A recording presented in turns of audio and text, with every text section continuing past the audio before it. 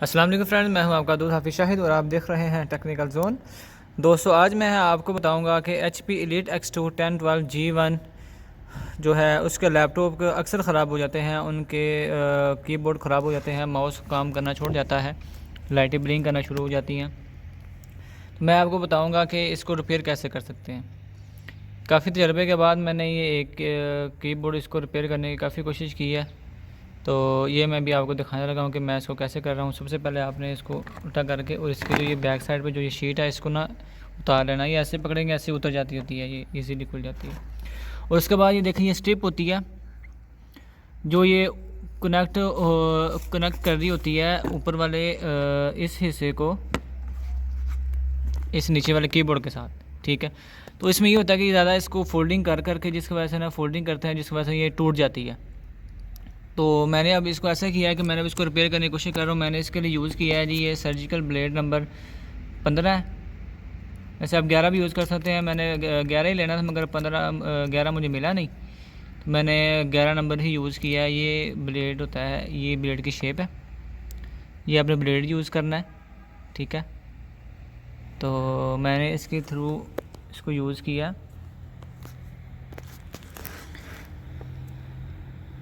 मैंने इसके ज़रिए इसके ऊपर से बड़े ध्यान से जो आप देख सकते हैं कि ये तारें गुज़र रही हैं, मैंने ब्लेड के साथ जो है ना इसको ऊपर से इंसुलेशन इसकी उतारी है, इनकी भी और इसकी भी, नीचे वाले हिस्से की भी। इसके ऊपर मैंने सोल्डरिंग कर दी है।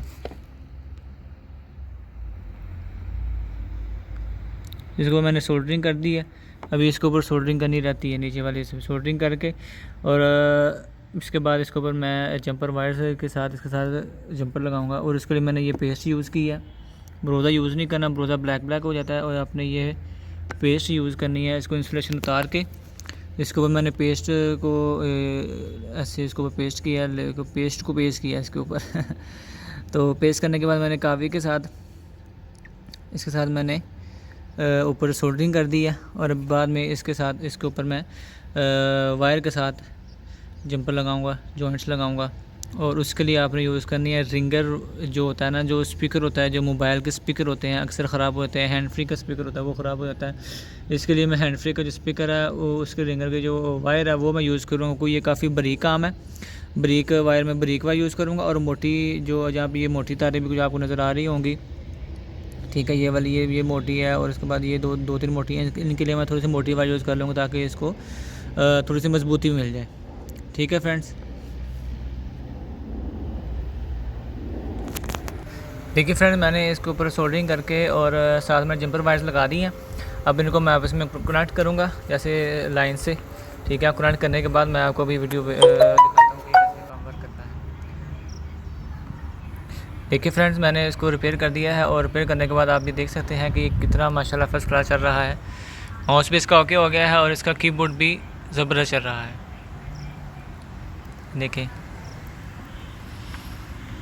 वीडियो देखने का बहुत शुक्रिया। चैनल को सब्सक्राइब करना मत भूलिएगा, और वीडियो को शेयर भी कीजिएगा, और वीडियो को लाइक ज़रूर कीजिएगा। अपना ख्याल रखिएगा। अल्लाह हाफिज़।